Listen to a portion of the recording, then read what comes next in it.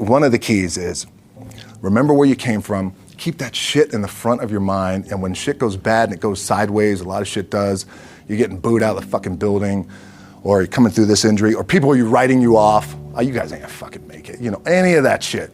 You gotta keep it in here. And it really has to, it should drive you.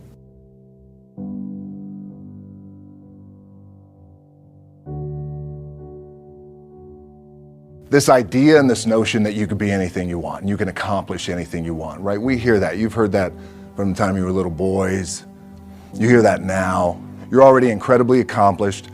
You can win an NBA championship, MVP of the league. You could become president.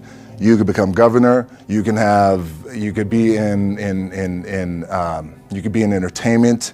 You could do Charles, and you could do Shaq. You could do that. You could do whatever you want to do. You guys know that.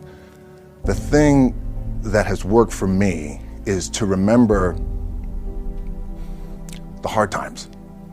So, and I'm sure you guys all have your processes, and again, I'm gonna tell you what's worked for me. So before a big movie comes out, before, back in the days when I was wrestling with WWE, a WrestleMania match, anything big that would happen, I would always take a moment and I'd just remind myself, all right, I was evicted when I was 14. We were kicked off the island. We couldn't live in Hawaii. Had no place to live. A lot of shit happened. Then when I moved to Nashville, I was arrested multiple times by the time I was 16 years old. Like, I remember that. If I were playing on this team, which my skills are, what's that term? Oh, the shits. So I never play. But before I lace up, before I get on the court, before I play in these big games, before I go to the Staples Center, where history is there, those are historic walls there at the Staples Center. I would remember that, and it allows me then to be present in the moment and understand, holy shit, the stuff I have around me right now, this is the shit that I dreamed of when I was a kid. I am here. I played for University of Miami, played for great teams. Warren Sapp, Ray Lewis, they were my teammates. They were balling.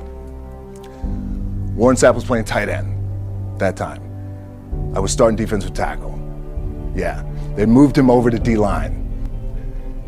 And he looked at me, he's like, yo, dude, I'm gonna take your spot. And I said, you ain't taking my fucking spot. He said, I'm gonna take your spot. I said, no, you ain't. We battled, and he took my spot. Now you can imagine how that fucked with me, because there goes my opportunity. He went in, switched to defensive tackle, lit the world on fire. Well, what that did, it crushed me, it crushed my dreams. I had a piss poor senior year, zero production, no NFL, no combine invite, nothing. Finally went to the CFL, Calgary Stampeders, making $250 a week Canadian. Now, I had to send that shit home to my wife at that time. Had no money. So I remember that.